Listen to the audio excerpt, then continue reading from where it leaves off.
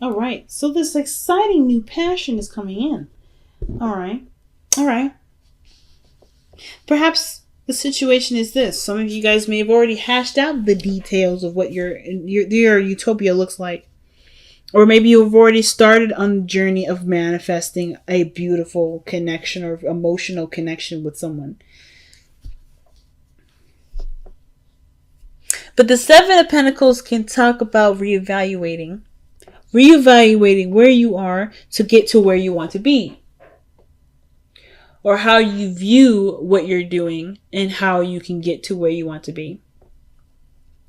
So, the Eight of Pentacles is such an interesting card in this respect, because I kind of feel like you guys have definitely taken a step back to observe. And I know it's typically not necessarily like the go-to definition for the Seven of Pentacles, but there's a lot of observation. There's a lot of gathering information with this card that I feel like you guys are definitely doing. And the reason why is because you guys have an intention. You're setting the intention. You're setting this new project in mind, something fun, something that has a lot to do with a lot of energy, a lot of high vibrations, a lot of desire and lust and pleasure of some sort. Something that gets the fires going. Some of you may have had someone come back from the past and you're reevaluating how you prefer to go about dealing with it, and if there's anything left to work with at all. What areas may need to be worked on. Okay. So we got some thinking that we've got going on here.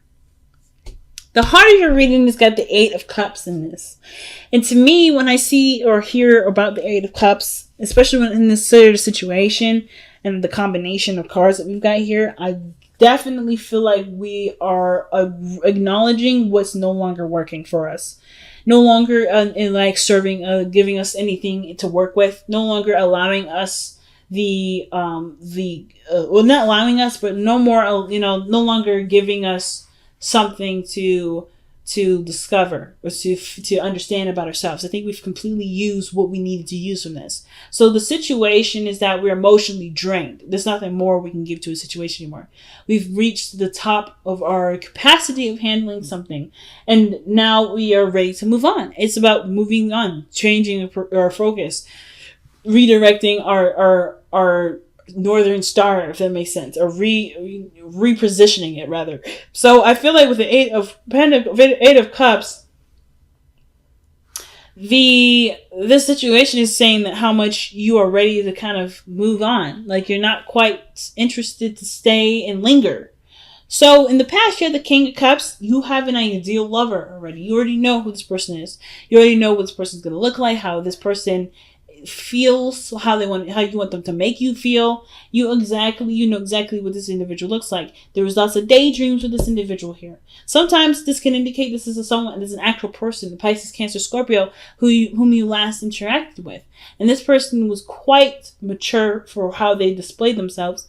Or this is you guys mastering your own emotional your own emotional portion of yourself, becoming more aware of your emotions, mastering the flow or the way you respond to certain things in your life to manifest what you want to manifest.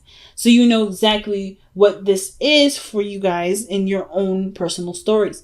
So with this translation, right, I feel like with this mastering of your own emotions here, or dealing with somebody from the past here, I don't really feel like this person was emotionally manipulative or underhanded in some way, but I do feel like this person had some serious conflict attached to that, and you've made peace with it somehow. Or you've created a way to be more self-sustaining, or to have more self-esteem, higher self-esteem for yourself in this area through this kind of interaction. And I don't know why I'm connecting this with the external energy, the Five of Swords, with the King of Cups in the past, but I do feel like they have something to kind of do with it. There is something that is non-compromising though. The Nine of Pentacles does tell me that there is a serious amount of boredom. There's nothing really going on. There's nothing really interesting or challenging you at this moment. And as much as comfortable as this environment is, it's not giving you something emotionally back. There's something emotional that you're not getting from this situation anymore. So the Five of Swords is coming in where there is this change, and perhaps in perspective, about how this is supposed to look for you, or what this should look like for other people, or what this should look like for you, rather, right? How this should look, how this should be. So let me see, honestly, why is this Five of Swords coming up in the external energy? The Tower. Unexpected changes and adjustments in your life. Alterations to the magnified degree.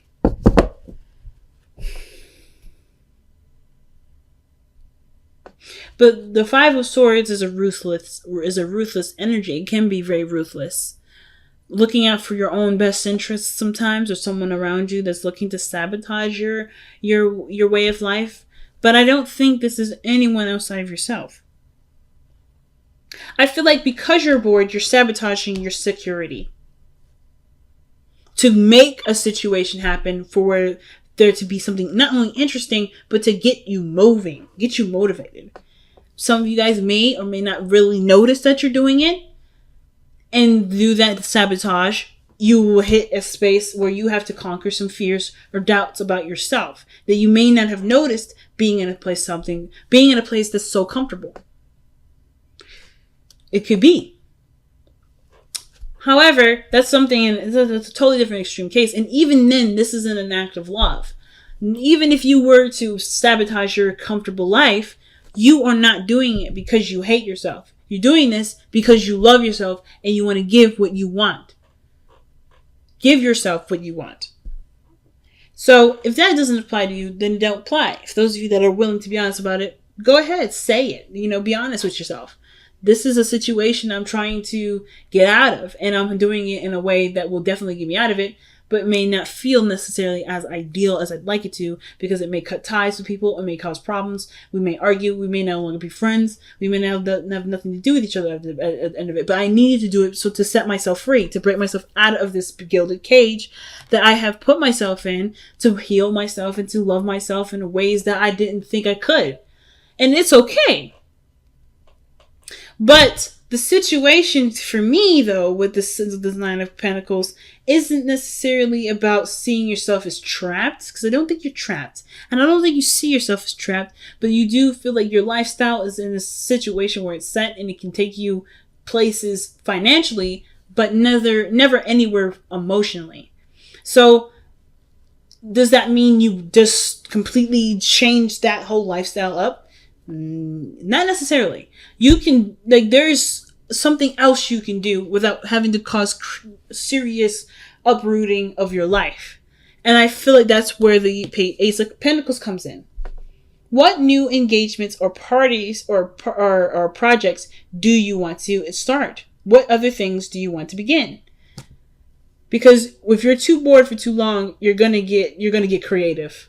Oh, Gemini, I'm just going to say this straight out. You're going to get really creative, and you're going to start coming up with ways to make yourself do things that you never would think yourself would do. And then it's going to feel like, it's just a lot to overcome.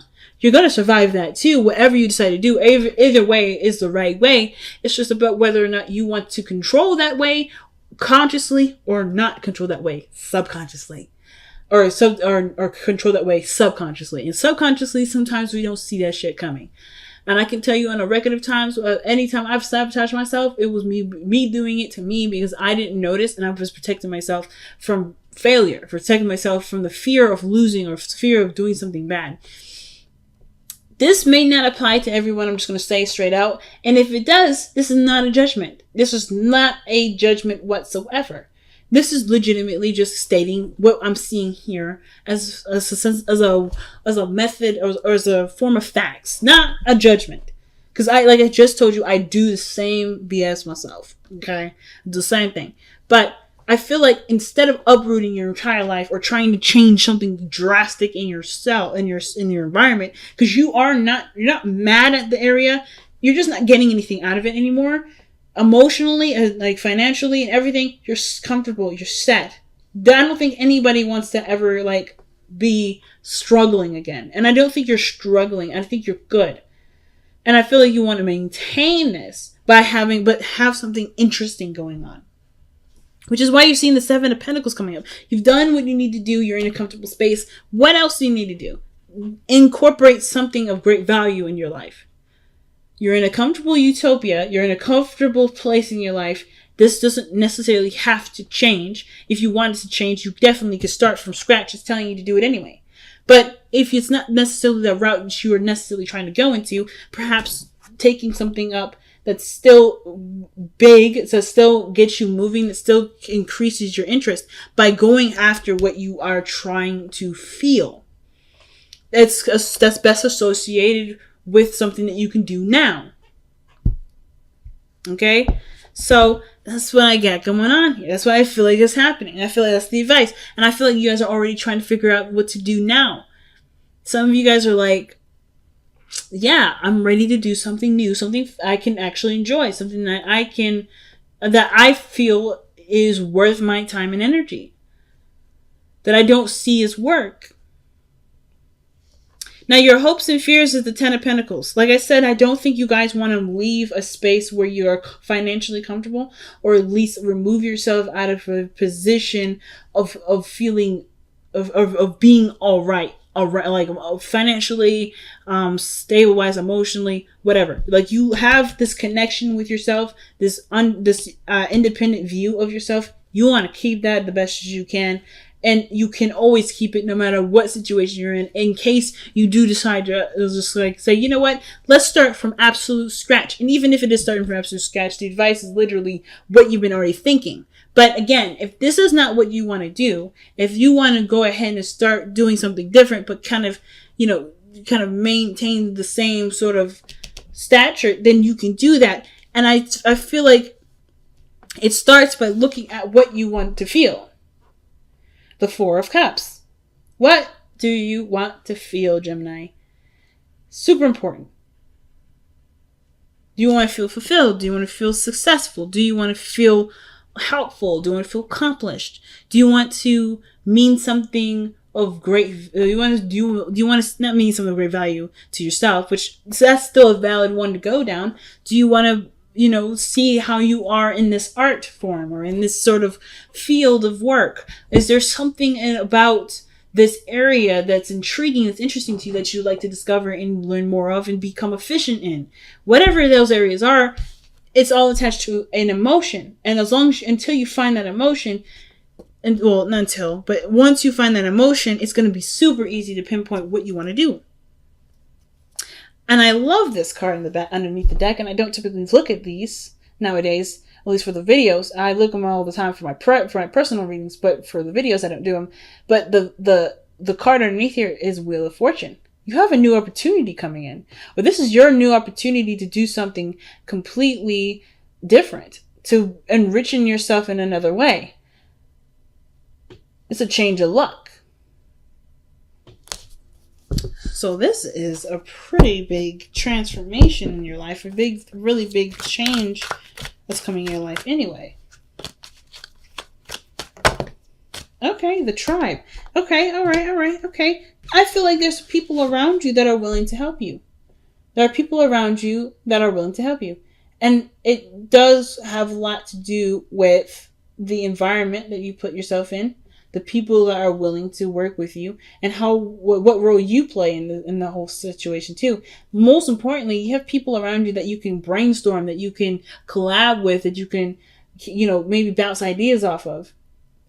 And there is a role that you can play in doing that helps other people. You don't have to do this by yourself, as the Nine of Pentacles can sometimes suggest. Doing something solo or being alone or doing something without anyone else's help. You don't have to do it by yourself. You can do this with people around you that love you and want the best for you as well.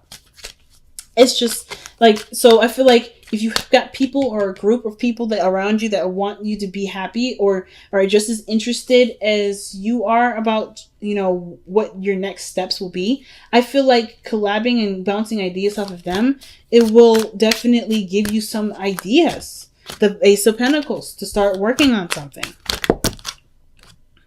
Wow. Let two become one as well. Wow. Interesting. I didn't really see another person in here, but the fact that the King of Cups is in the past, it reminds me that there is another person.